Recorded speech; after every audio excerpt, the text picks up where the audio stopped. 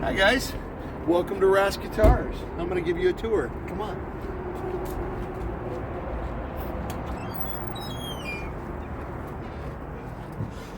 Here's our studio where we film a little bit of some music videos, interviews, stuff like that.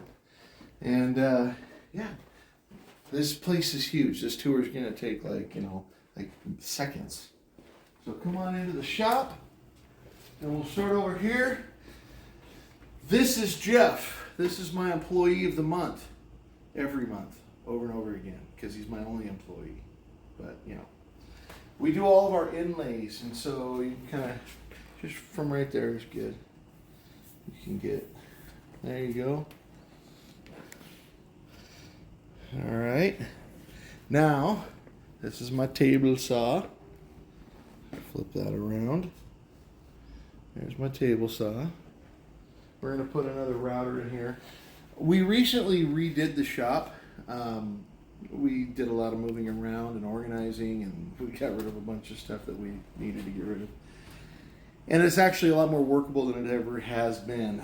But there's still quite a few little things that we still need to do. This is a little bit of a mess still. We got a bunch of routers here.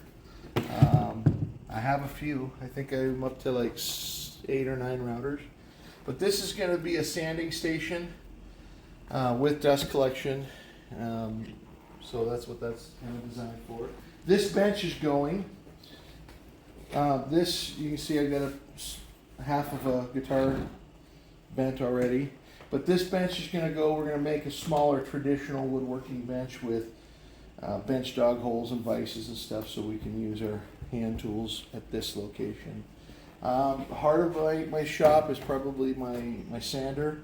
I use this thing. I don't even own a planer, but I use this sander, wow, a ton. Like between this and my bandsaws, the tools that I use most.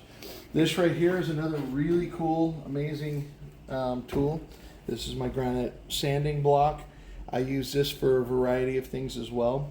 Sometimes you just need to flatten something. It's nice and flat, and I've got sandpaper on it, so we can drag neck blanks over it and flatten them out. All kinds of stuff. My small general purpose bandsaw, 14-inch. This is my clamping station. Clamping or gluing. So right now I've got these binding that we need to glue on. They're fit right now, but they need to be final fit and then glued on. But all my clamps, all my glues, everything's right here so that we can, clamp or glue anything at this point. Pretty nice. Then over here, temporary storage for all of my hand tools, planes and chisels and things like that. They will be going into my workbench that we build in the center of the shop, my traditional woodworking bench. We're going to have home for all these tools. Right now this is kind of a bending station. I've got my Fox style bending jig, and actually I don't even bend sides on it really. I use it for linings and also for bindings and stuff like that, but I still bend by hand. I do have a vacuum vise right here, pan vise. Love this thing. I can suck a guitar to it and hold it and sand it and work on it. And so that's a pretty nice little feature. This is my final assembly and technician bench. So this is where I'll do everything from string changes to setting up a guitar for the first time. So all the tools that I have are here. And yeah, this is kind of my, this is one of my most important spots to work at. Okay, behind you, sorry, we have a few chairs in here. Should have moved them first. This is my bigger bandsaw. It's a 17-inch, and I use it for resawing and larger cuts. Okay, coming back around my wood turning area with my lathe. I can work on bridge pins and other things here. Back here I've got my joiner, my helical head joiner, which is really kind of nice. Okay. My break room and kitchen are right here on this shelf.